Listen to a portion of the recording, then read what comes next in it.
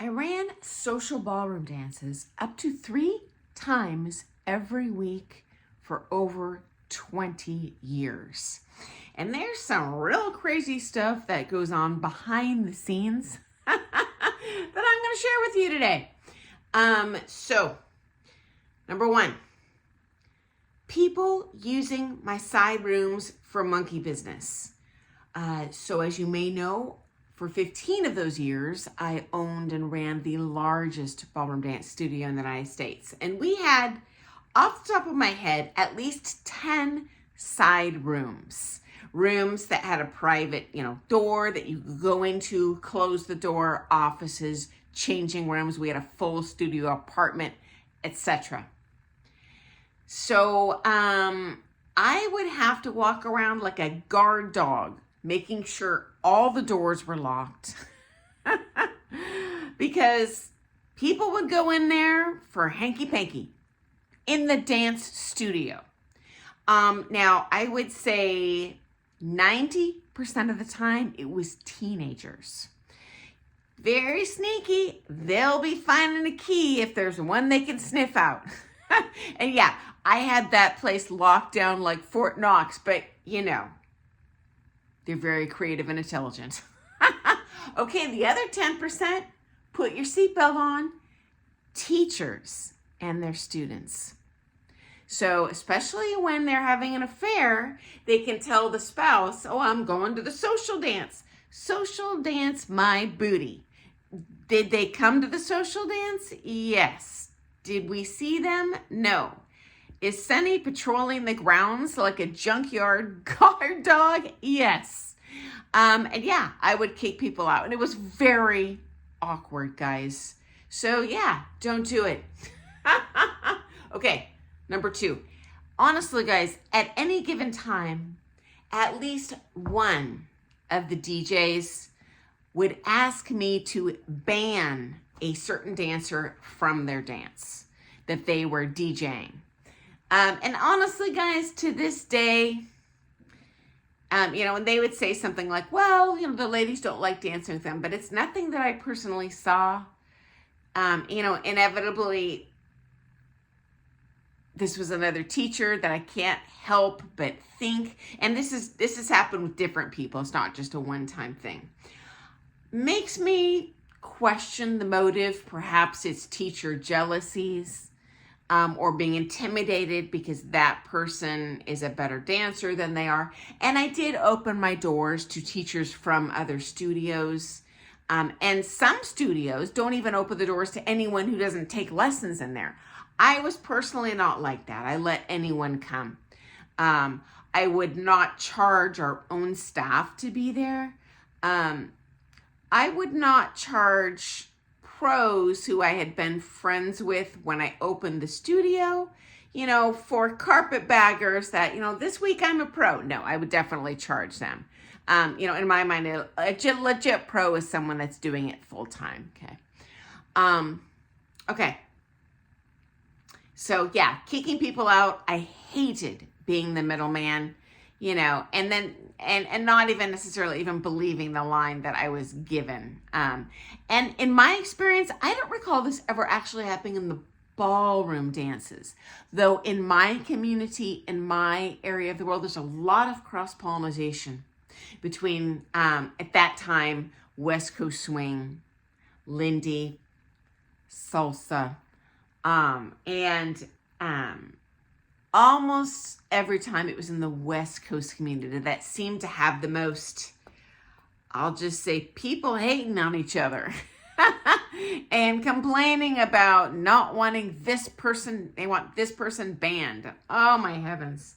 Very stressful as someone actually just hosting the dance. Okay. Okay. Number 3, every week, hated it. Attendees would complain to me, not all of them certainly, but there's always a squeaky wheel in the bunch who would grouse to me that I'm charging too much, that I need to serve more proteins with the food. Okay, I served two full-on size shrimp trays with every dance, among many other foods. They'd complained that I wasn't serving alcohol along with admission. Guys, these dances were $5 a head. I was losing money.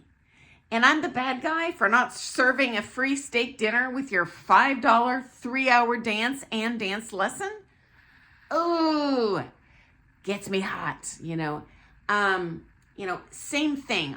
Every week I had some yahoo, give me a tood when I would not let them into my dance for free for any number of reasons that they felt. I take lessons here. Well, that's great. You pay for the lesson time. This is a dance. It's a different service. Oh my gosh, guys, I can't even tell you how many yahoos came to me. Well, I'm like a dance host here. I dance with the ladies that no one else would dance with. Like, okay, first of all, you suck at dancing. Number two, there are people that are dance with these ladies. As a matter of fact, they'd prefer to dance with that other person than you. And number three, if you think you're doing them a favor, don't come. We don't need your pity party. We're here to have fun. So yeah, I didn't give those people free admission either. And it's so funny because they were inevitably the suckiest dancers. Okay. Next up, also hated this. I would have couples show up to the dances, either amateur couples or pro-am couples, and they would pay that $5, cheap social dance admission and use that as their $5 3-hour practice time. Okay, so they do not dance with anyone else. They ramrod their competition choreo across the floor and are totally oblivious to the etiquette of a social dance and navigating around, especially newcomers who need a wide berth because they're scared when they see you coming at them at 50 miles an hour, right? And even if you were coming at 50 miles an hour, well, you know what? I bet if you did a few social dances with them, they wouldn't be so scared. And so, oh my gosh, you know what? If you're there to practice with your competition partner, don't try and steal floor fees from me. Come in, pay the $20 an hour, practice floor fee to be there on a relatively empty floor and only focus on your partner. Don't come and ignore everyone else and ramrod your routine around the room.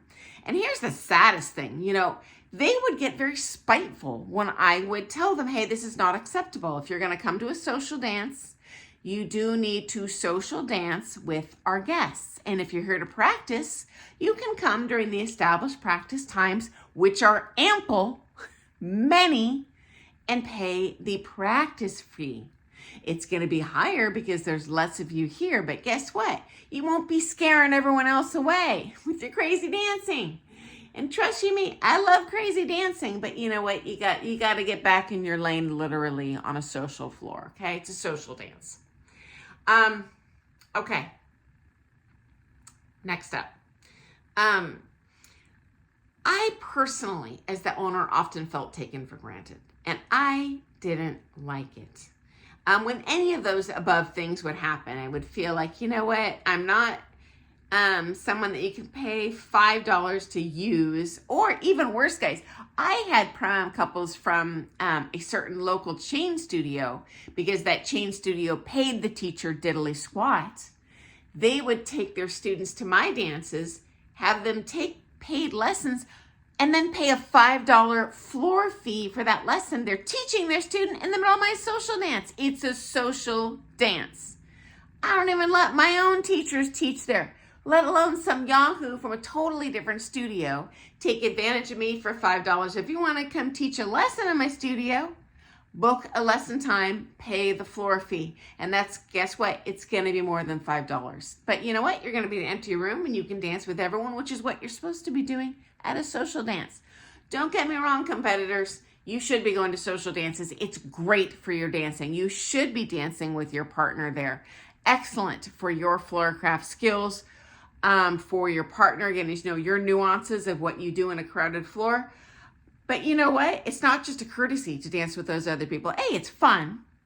And B, it's a great test of your ability to lead and follow. You know what? If I can only follow and look good and make that one person in the world who's my pro partner look good, I suck as a dancer. You know what? It's a true test of your dancing ability when you can make yourself and your partner look good and they are not a strong dancer. And it'll really help refine you as a dancer. So big missed opportunity, guys, if you're not taking advantage of your local social dances, okay? I have to interject here. I am not done with this subject, and this is going to be a long video. So you have time to do some other things today. I'm going to post a follow-up tomorrow on this topic because it is kind of a big one now that I'm diving down this bunny hole. And there are a lot of things about social dances kind of behind the scenes that, might take you by surprise. And so anyway, I look forward to seeing you first thing tomorrow morning.